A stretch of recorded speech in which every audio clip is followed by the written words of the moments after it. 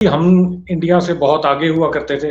जब मैंने इंजीनियरिंग की थी और उसके बाद कुछ अरसे के लिए मैंने बाहर के मुल्कों में भी सर्व किया, तो वहाँ पे हमें जो इंडियंस मिलते थे, वो हमें कहा करते थे कि आपकी इंडस्ट्री जो है, वो हमसे ज़्यादा तेज़ ग्रो कर रही है। ये 90s हुँ, अर्ली 90s की बात है। हुँ। मगर अनफॉर्च्युनेटली वो लोग हमसे अब बहुत आगे निकल गए हैं और हम लोगों ने इस सिलसिले में कोई काम नहीं किया, बल्कि जिस वक़्त मैंने शुरू किया अपना प्रोफ़ेशनल उस लाइफ़, तो पाकिस्तान में 1-2 फैक्ट्रीज़ होती थीं जो कि हुँ, सेमीकंडक्टर मैन्युफैक्चरिंग करती थी। इंडिया इस वक़्त जो है वो लीडर नहीं है सेमीकंडक्टर्स में, वो प्रोडक्ट्स में लीडर बन रहा है। तो सेमीकंडक्टर हुँ, में अभी तक तो चाइना, मलेशिया, कोरिया, ताइवान और सिंगापुर ही ज़्यादा है। तो किसी ने भी सोर्सिंग करनी हो तो इंडिया कंपोनेंट्स और ये सेमीकंडक्टर्स के लिए तो नहीं जाता, फिनिश प्रोडक्ट्स और फिर उनके जो इंजीनियर्स हैं उनकी सर्विसेज लेने जाते हैं लोग। इंडिया के पास 2 बहुत बड़े एडवांटेजेस हैं। एक उनकी हुँ, पॉपुलेशन और वो एडवांटेज हमारे पास भी है, हम भी शेयर करते हैं। और दूसरी उनकी जो एजुकेटेड पॉपुलेशन का हिस्सा है वो एक बहुत बड़ा है हुँ। और ख़ास तौर पे वो जितने नंबर ऑफ इंजीनियर्स निकालते हैं हर साल और फिर उस हिसाब से वो इंडिया में खुद भी बहुत खपत होती है। तो ये चाइना के बाद अब नेक्स्ट बिग जो सेमीकंडक्टर जायंट बनना है वो इंडिया नहीं बनना है। इकोनॉमिक प्रोग्रेस होने के लिए स्टेबिलिटी और पीस विद द नेबर्स तो बहुत इंपॉर्टेंट चीज़ है। मगर एक चीज़ जो जो शायद आम आदमी नहीं अंदाज़ा करता वो ये है कि इंडिया की बहुत बड़ी मार्केट है। दोनों हुँ, तरह से हमारे कस्टमर्स भी बहुत ज़्यादा इंडिया में निकल सकते हैं और हमें अपने सप्लायर्स भी इंडिया से बहुत सारे मिल सकते हैं। हुँ। तो ये अगर बॉर्डर खुल जाए और यहाँ पे इतना सस्ता अगर सामान आना शुरू हो जाए इंडिया से और यहाँ का सामान बहुत सस्ता इंडिया जाना शुरू हो जाए, तो ये दोनों के लिए बहुत फ़ायदेमंद है। उनके लिए भी बहुत फ़ायदेमंद है और हमारे लिए ज़्यादा फ़ायदेमंद है, क्योंकि हमें 1 अरब लोगों की एक मार्केट मिल जाती है, जो कि हमारी ज़बान समझती है, जिनका कल्चर हमसे सिमिलर है। नाज़रीन, हमारे हमसाए मुल्क भारत से बहुत बड़ी खबर निकल कर सामने आ रही है। अगर हम बात करें सेमीकंडक्टर्स की, तो इंडिया के अंदर 3 सेमीकंडक्टर्स फैक्ट्रीज़, 3 सेमीकंडक्टर यूनिट्स जो हैं वो लगने जा रहे हैं। इंडिया के 3 डिफरेंट शहरों के अंदर ये लगेंगे, जो कि इंडिया की बहुत बड़ी डेवलपमेंट है। इसी मुद्दे से बात करने के लिए हमें पाकिस्तान से ज्वाइन किया है इरफान अहमद सर ने, जो कि इलेक्ट्रिकल इंजीनियर हैं और तकरीबन 31 साल के अरसे से ये सेमीकंडक्टर इंडस्ट्री में अपनी खिदमात सर अंजाम दे रहे हैं। अस्सलाम वालेकुम सर, कैसे हैं आप? वालेकुम अस्सलाम, बहुत-बहुत शुक्रिया। सर, मैं थैंक यू बिल्कुल सो मच कि आपने अपना कीमती वक्त निकाला और हमारे इस प्रोग्राम में पार्टिसिपेट किया। और अगर हम आपके एक्सपीरियंस की बात करें, 31 साल बहुत बड़ा अरसा होता है कि आपने एक इंडस्ट्री को सर्व किया है, इस पर काम किया है। सर, क्या कहना चाहेंगी, भारत की कितनी बड़ी अचीवमेंट है, कितनी बड़ी डेवलपमेंट है कि सेमीकंडक्टर जो हैं उसके 3 यूनिट इंडिया के डिफरेंट 3 शहरों के अंदर लगने जा रहे हैं? जी, इंडिया अनफॉर्च्युनेटली हम इंडिया से बहुत आगे हुआ करते थे। जब हुँ, मैंने इंजीनियरिंग की थी और उसके बाद कुछ अरसे के लिए मैंने बाहर के मुल्कों में भी सर्व किया, तो वहाँ पे हमें जो इंडियंस मिलते थे, वो हमें कहा करते थे कि आपकी इंडस्ट्री जो है, वो हमसे ज़्यादा तेज़ ग्रो कर रही है। ये 90s हुँ, अर्ली 90s की बात है। हुँ। मगर अनफॉर्च्युनेटली वो लोग हमसे अब बहुत आगे निकल गए हैं और हम लोगों ने इस सिलसिले में कोई काम नहीं किया, बल्कि जिस वक़्त मैंने शुरू किया अपना प्रोफ़ेशनल उस लाइफ़, तो पाकिस्तान में 1-2 फैक्ट्रीज़ होती थीं जो कि हुँ, सेमीकंडक्टर मैन्युफैक्चरिंग करती थी। एक फ़िलिप्स की कोई हुँ। सब्सिडरी थी और एक कोई माइक्रो समथिंग थी ये लाहौर में पीको रोड पे, जो अच्छा, करती थी। वो दोनों बंद हो गई और अब तो कोई भी नहीं है पाकिस्तान में। तो सर ये कितने अरसे पहले की बात बता रहे हैं आप हमें? ये मैं बता रहा हूँ अर्ली 90s में जब मैंने अपना ओह! करियर शुरू किया था, उस वक़्त। तो सर आपका किन-किन शहरों में, किन-किन मुल्कों में जाना हुआ सेमीकंडक्टर्स के हवाले से, या जब आप इंजीनियरिंग कर रहे थे उसके बाद से आपका किन-किन शहरों में और मुल्कों में जाना हुआ? देखिए, मैंने अपनी प्रोफ़ेशनल लाइफ़ स्टार्ट की थी फ़ार ईस्ट से, तो हुँ, वो तो गढ़ है इसका इलेक्ट्रॉनिक इंडस्ट्री का जिसमें हुँ, Hong Kong, Singapore, Indonesia, Malaysia, Korea ये वाले मुल्क इसमें हैं, ताइवान ख़ास तौर पे। तो इन मुल्कों में मेरा शुरू में तो काफ़ी जाना रहता था जब मैं कुछ अर्सा जॉब भी की उधर और हुँ, फिर जब इनिशियली जब इंटरनेट की फैसिलिटीज़ नहीं होती थी, तो कंपोनेंट्स वग़ैरह ढूँढने के लिए हमें रेगुलरली जाना पड़ता था। अब तो ख़ैर राइट। इंटरनेट के थ्रू हम लोग काफ़ी सोर्सिंग कर लेते हैं, तो अब इतना ट्रैवल की ज़रूरत नहीं पड़ती। मगर शुरू में मैंने इन मुल्कों में देखा था कि उस वक़्त भी ये मतलब उस वक़्त पाकिस्तान भी एक समझा जाता था कि जैसे कि फ्यूचर में मतलब सेमीकंडक्टर उसमें की इंडस्ट्री उसमें काफ़ी तरक्की हम्म। करेगी। मगर ये बातें जो हैं ये 90s के बाद आहिस्ता-आहिस्ता नीचे ही जानी शुरू हो गई, ऊपर नहीं आई फिर। तो सर इंडिया की कितनी बड़ी अचीवमेंट है कि वहां पर ये पिछले साल की बात है अनाउंस किया गया था इंडिया के प्राइम मिनिस्टर नरेंद्र मोदी की जानिब से कि वहां पर जो है सेमीकंडक्टर जो है बनेंगे। अगर हम सेमीकंडक्टर्स के अलावा हटकर बात करें तो हम देख रहे हैं कि इंडिया के अंदर जो है वो बहुत सारी डेवलपमेंट हो रही है और बहुत सारी इंडस्ट्रीज इंडिया के अंदर लग रही हैं। बहुत सारे ममालिक इंटरेस्ट ले रहे हैं कि वो जो है इंडिया के अंदर जाकर इन्वेस्टमेंट करें। यहाँ तक देखने को आया है कि चाइना के अंदर से बहुत सारी कंट्रीज ने जो है अपने मैन्युफैक्चरिंग प्लांट्स खत्म कर दिए और वो इंडिया के अंदर शिफ्ट कर दिए। जी, ऐसा ही है। ये ख़ास तौर पे कोविड के दौरान और उसके अराउंड ही जो ग्लोबल ट्रेड वॉर्स जो ख़ास तौर पे अमेरिका और चाइना के दरमियान जो एक चली आ रही है एक मतलब चापलूस या जो भी आप कह लें उसको, तो उसमें बहुत सारे मुल्कों ने ये रियलाइज़ कर लिया है कि उनको अपनी बेसिक कुछ इंडस्ट्री अपने ही रीजन के अंदर लगानी पड़ेगी।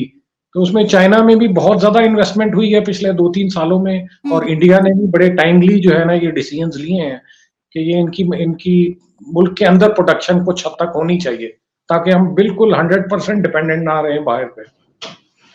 सर अगर हम सेमीकंडक्टर्स की बात करें तो मेरा ख्याल है ताइवान सिर्फ एक कंट्री है जहां पर सेमीकंडक्टर्स बनाए जाते थे। अब मेरा ख्याल है इंडिया ने जो है इसकी जिम्मेदारी अपने कंधों पर लेने का सोचा है। जिस तरह इंडिया जो है बहुत बड़ी इन्वेस्टमेंट कर रहा है और हर साल जो है 300 करोड़ जो है सेमीकंडक्टर्स इंडिया के अंदर जो है वो तैयार होंगे। जिस तरह इंडिया ने ये प्लान किया है सारा, तो इस पर आप क्या कहेंगे? देखिए ताइवान अकेला मुल्क नहीं है। इनफैक्ट ताइवान में दुनिया की सबसे बड़ी कंपनी हुआ करती थी, Taiwan semiconductor manufacturing company TMSC। तो उसके अलावा सेमीकंडक्टर की मैन्युफैक्चरिंग में ना 2-3 प्रोसेसेस होते हैं। उसमें सबसे जो बेसिक प्रोसेस है उसको फैब कहते हैं, जो कि सिलिकॉन वेफर बनाती है। वो जो है वो ज्यादातर काम चाइना और ताइवान और मतलब चंद मुल्कों में होता है। मगर उसके बाद वो सेमीकंडक्टर वेफर से आगे जो चिप्स में कन्वर्शन होती है वो फिर बहुत सारे मुल्कों में हो रही है। उसमें थाईलैंड, मलेशिया, इंडोनेशिया, इनमें भी कोरिया, मेक्सिको, ब्राजील, ऐसे मुल्कों में भी ये बहुत ज्यादा होती है। तो कम से कम हमें उस स्टेज की किसी जगह से शुरू तो करना चाहिए ना हमें।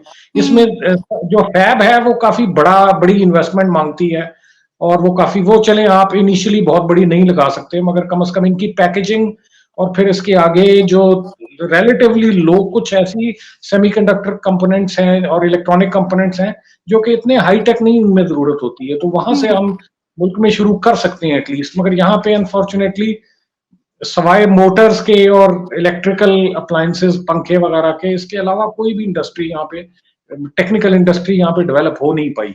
ये जो टेलीफोन मैन्युफैक्चर हो रहे हैं इनफैक्ट ये भी सारे सिर्फ असेंबल हो रहे हैं। इसमें सेमीकंडक्टर की मैन्युफैक्चरिंग नहीं है, सिर्फ इनकी असेंबली है, टेलीविजन और जो फोन्स बन रहे हैं पाकिस्तान में। सर हमारा हमसाया मुल्क भारत साइंस, टेक्नोलॉजी, IT इन चीजों में बहुत ज्यादा आगे निकल गया है। आपको क्या लगता है कि कितने सालों में हम इंडिया को पकड़ पाएंगे?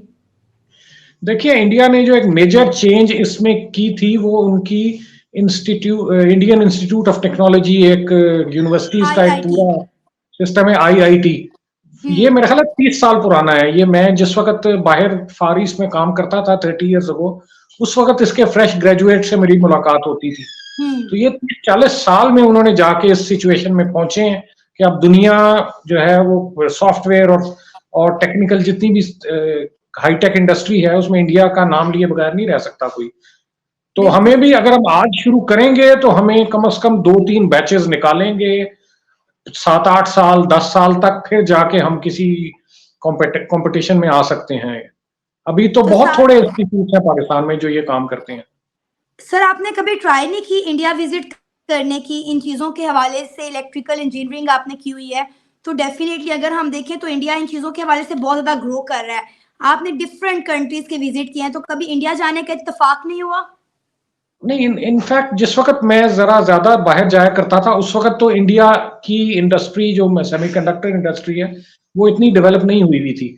मगर उन वहां पे भी जो कांटेक्ट होते थे हमारे, तो वो उसमें जो इंडियंस भी आए होते थे सिंगापुर, हांगकांग इस तरह की जगहों पे कंपोनेंट्स की सोर्सिंग के लिए। इंडिया इस वक़्त जो है वो लीडर नहीं है सेमीकंडक्टर्स में, वो प्रोडक्ट्स में लीडर बन रहा है। तो सेमीकंडक्टर में अभी तक तो चाइना, मलेशिया, कोरिया, ताइवान और सिंगापुर ही ज़्यादा है। तो किसी ने भी सोर्सिंग करनी हो तो इंडिया कंपोनेंट्स और ये सेमीकंडक्टर्स के लिए तो नहीं जाता, फिनिश प्रोडक्ट्स और फिर उनके जो इंजीनियर्स हैं उनकी सर्विसेज लेने जाते हैं लोग। तो इंडिया जाने की इस पर्पज़ से तो ज़रूरत नहीं पड़ी आज तक। तो सर आपको लगता है कि इंडिया प्रॉपरली सेमीकंडक्टर अपने मुल्क में बना पाएगा और जिन कंट्रीज का आपने नाम लिया जापान, ताइवान समेत इन सबको पीछे छोड़ पाएगा? क्योंकि अगर हम बात करें तो टेस्ला भी इंडिया के अंदर बन रहा है, आईफोन भी इंडिया के अंदर बन रहा है, मतलब हर बड़ी और छोटी फैक्ट्रीज जो हैं वो इंडिया के अंदर लग रही हैं। इंडिया जो है वो आने वाले हर इन्वेस्टर को जो है अच्छे मौके फ्राहम कर रहा है, फेवरेबल पॉलिसीज दे रहा है, अच्छे रिटर्न्स दे रहा है। तो डेफिनेटली अब उन्होंने ये जो फैसला किया है कि हमने 3 यूनिट लगाने हैं और इंटरेस्टिंग बात ये है कि 1 यूनिट जो है वो गुजरात में लगाया जा रहा है। देखिए एब्सोल्युटली इंडिया के पास 2 बहुत बड़े एडवांटेजेस हैं। एक उनकी पॉपुलेशन और वो एडवांटेज हमारे पास भी है, हम भी शेयर करते हैं। और दूसरी उनकी जो एजुकेटेड पॉपुलेशन का हिस्सा है वो एक बहुत बड़ा है और ख़ास तौर पे वो जितने नंबर ऑफ इंजीनियर्स निकालते हैं हर साल और फिर उस हिसाब से वो इंडिया में खुद भी बहुत खपत होती है। तो ये चाइना के बाद अब नेक्स्ट बिग जो सेमीकंडक्टर जायंट बनना है वो इंडिया नहीं बनना है। इसने चाइना को तो शायद ना पीछे छोड़े, मगर ये बाकी जो मुल्क हैं जिनकी पॉपुलेशन बहुत थोड़ी-थोड़ी है, ताइवान की बहुत थोड़ी पॉपुलेशन, उनसे तो बहुत आगे निकल जाएगा इंडिया। तो सर क्या वजह नजर आती है? 70 साल हो गए, दोनों मुल्क एक साथ ही आज़ाद हुए। जैसे आपने खुद बताया कि 90s की दहाई में हम किसी वक़्त में सेमीकंडक्टर्स हम अपने मुल्क में खुद बनाया करते थे। इवन कि हमारे जो अगर हम बात करें आला हुकाम की, हमारे सियासतदानों की, तो वो भी अक्सर ये कहते नज़र आते हैं कि हमारी करेंसी इंडिया से बहुत ज़्यादा बेहतर थी और हमारे मुल्क में कई बहुत ज़्यादा फैक्ट्रीज़ ऐसी थी जो इंडिया के अंदर मौजूद नहीं थी। लेकिन अगर आज हम बात करें पाकिस्तान की, तो पाकिस्तान अपनी तारीख के बदतरीन मौशी बहरान से गुजर रहा है और इंडिया जो है वो दुनिया की तीसरी बड़ी इकॉनमी बनने के दहाने पर खड़ा है। देखिए जो मुझे चीज अपने 30-31 साल करियर में नजर आई है वो ये है कि यहाँ अप्रिसिएशन तो दूर की बात है, यहाँ पे डिस्करेज करते हैं लोग मैन्युफैक्चरिंग में आने से। वो उसकी वजह ये है कि गवर्नमेंट की रेड टेप बहुत ज्यादा है, इंटरफेरेंस बहुत ज्यादा है। हमने कुछ प्रोडक्ट्स बनाई थी जो बड़ी छोटी क्वांटिटी में ना हमें इंट्रोड्यूस करने के लिए सैंपल्स कई दफा बाहर भेजने पड़ते थे। इंटरनेट की वजह से इंक्वायरीज आई थी भी 2 पीस $10-20 का कोई सैंपल है वो बाहर भेज दें, तो हमें उसकी एक्सपोर्ट भी इतनी मुश्किल होती थी। फिर इंपोर्ट कंपोनेंट्स की अगर उनको बनाने के लिए चाहिए, तो एक ओवरऑल माहौल कुछ इस तरह का पाकिस्तान में हमेशा से रहा है कि जिसमें इस किस्म की इनोवेशन को और खास तौर पे जो हाईटेक इंडस्ट्री है उसको ग्रो करने नहीं दिया गया फॉर सम सर्टेन रीजन। इसमें अब जाहिर है इकोनॉमिस्ट ज्यादा बेहतर बता सकते हैं या जिनको पॉलिटिक्स का ज्यादा इल्म है।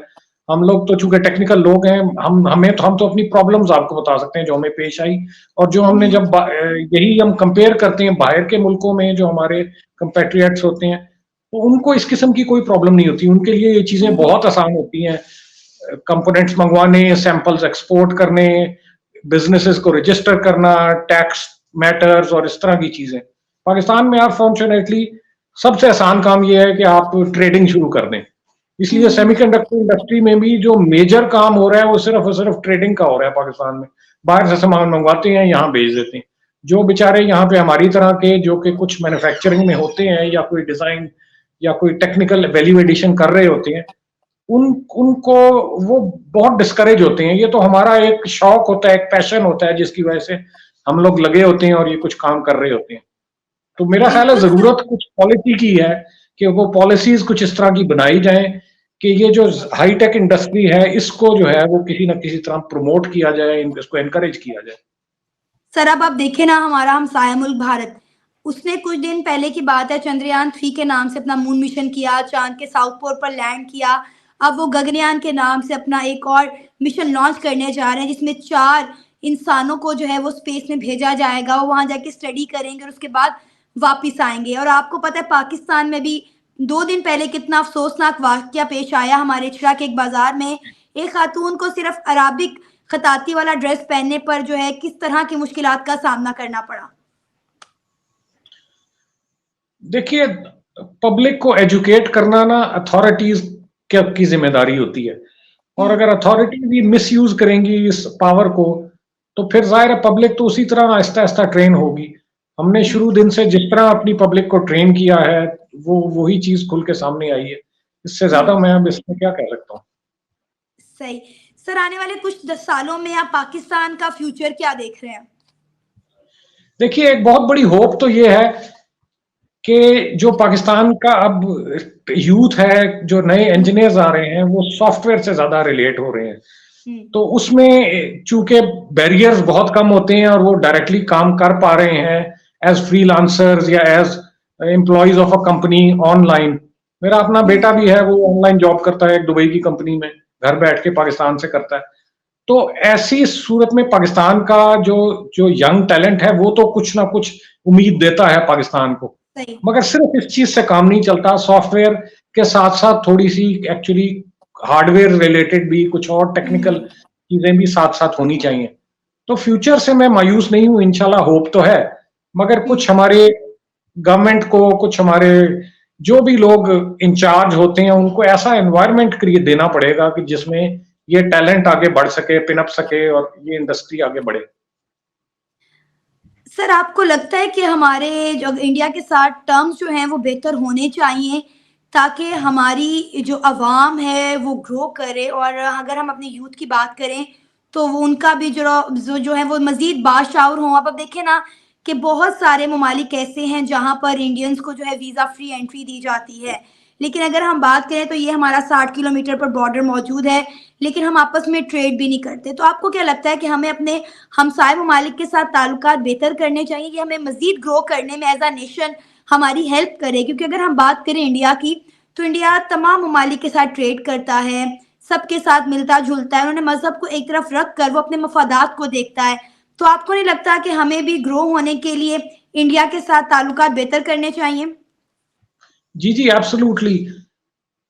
इकोनॉमिक प्रोग्रेस होने के लिए स्टेबिलिटी और पीस विद द नेबर्स तो बहुत इंपॉर्टेंट चीज़ है। मगर एक चीज़ जो जो शायद आम आदमी नहीं अंदाज़ा करता, वो ये है कि इंडिया की बहुत बड़ी मार्केट है। दोनों हुँ, तरह से हमारे कस्टमर्स भी बहुत ज़्यादा इंडिया में निकल सकते हैं और हमें अपने सप्लायर्स भी इंडिया से बहुत सारे मिल सकते हैं। हुँ, तो ये अगर बॉर्डर खुल जाए और यहाँ पे इतना सस्ता अगर सामान आना शुरू हो जाए इंडिया से और यहाँ का सामान बहुत सस्ता इंडिया जाना शुरू हो जाए, तो ये दोनों के लिए बहुत फ़ायदेमंद है। उनके लिए भी बहुत फ़ायदेमंद है और हमारे लिए ज़्यादा फ़ायदेमंद है, क्योंकि हमें 1 अरब लोगों की एक मार्केट मिल जाती है, जो कि हमारी ज़बान समझती है, जिनका कल्चर हमसे सिमिलर है और वो हमारी चीज़ों को ज़्यादा बेहतर इस्तेमाल समझ भी सकती है। हम उनकी रिक्वायरमेंट्स बेहतर समझ सकते हैं दूसरों से और हम उनको अपनी चीज़ें बेच भी सकते हैं। तो ये तो बहुत ज़रूरी है, मैं समझता हूँ। सर बिल्कुल ऐसा ही है। जैसे अब देखें ना अफ़गानिस्तान से बहुत ज़्यादा स्टूडेंट जो है वो इंडिया पढ़ने के लिए जाता है। इसी तरह अगर हम अपने बॉर्डर खोल जाएँ तो वहाँ के स्टूडेंट यहाँ आ सकते हैं, यहाँ के स्टूडेंट वहाँ जा सकते हैं। हमें बहुत सारी अपॉर्च्युनिटीज़ मिल सकती हैं। जी, बिल्कुल देखें 75 साल हमने लड़ के देख लिया, ना हमारा फ़ायदा हाँ। हुआ, ना उनका फ़ायदा हुआ। हुँ। अब कुछ साल दोस्ती करके देख लेनी चाहिए, शायद लोगों को एहसास हो जाए कि इसमें ज़्यादा फ़ायदा है। जी, बिल्कुल, इस वक़्त अगर हम बात करें इंडिया की, तो इंडिया दुनिया की तीसरी बड़ी इकॉनमी बनने के दहाने पर खड़ा है। इंडिया के बारे में प्रेडिक्शन की गई है कि 2027 तक जापान और जर्मनी दोनों मुल्कों को छोड़कर इंडिया दुनिया की तीसरी बड़ी इकॉनमी बनने जा रहा है। तो डेफ़िनेटली इंडिया जिस तरह ग्लोबली पूरी दुनिया के साथ जो है वो अपने ताल्लुकात बेहतर कर रहा है, ट्रेड कर रहा है, इस्लामी ममालिक के साथ जो है बना कर रखी हुई है। तो डेफ़िनेटली हम भी एज़ अ पाकिस्तानी चाहते हैं कि हमसाये ममालिक के साथ ताल्लुकात बेहतर होने चाहिए क्योंकि हमारे ऊपर एक ठप्पा लगा हुआ है कि पाकिस्तान एक अच्छा हमसाया नहीं है क्योंकि पाकिस्तान का बॉर्डर जिस-जिस कंट्री को साथ लगता है, सिवाय चाइना के हमारी किसी के साथ भी नहीं बनती। सर लास्ट में वो लोग जो आपको देख रहे हैं, आप उन्हें क्या कहना चाहेंगे? जी, मेरा ख़्याल है मैं कहना सिर्फ़ ये चाहूँगा कि हर इंसान को अपनी फ़ील्ड में रहते हुए अपनी जद्दोजहद जारी रखनी चाहिए। हुँ, जैसे कि हम लोग अब टेक्निकल लोग हैं, हम लोग नहीं इंटरफेयर करते, मैं तो पर्सनली नहीं पसंद करता कि उन फ़ील्ड्स में अपने मशवरे दूसरों को दूँ जिनमें मेरा कोई तजुर्बा नहीं। हमारी कोशिश यही होनी चाहिए कि हम अपने अपने हदूद में रहते हुए अपने तौर पे कोशिश जद्दोजहद जारी रखें, ताकि जो है वो कोई थोड़ा सा तो हम कंट्रीब्यूट कर सकें। कतरा कतरा मिलके ही दरिया बनता है। थैंक यू सर, बहुत शुक्रिया कि आपने अपना कीमती वक्त निकाला और हमारे इस प्रोग्राम में अपनी कीमती राय का इजहार किया। उम्मीद है हमारे व्यूअर्स को आज की हमारी डिस्कशन पसंद आई होगी। अपना ख्याल रखिएगा। अल्लाह हाफिज। जी शुक्रिया बहुत बहुत, thank you very much. Allah Hafiz.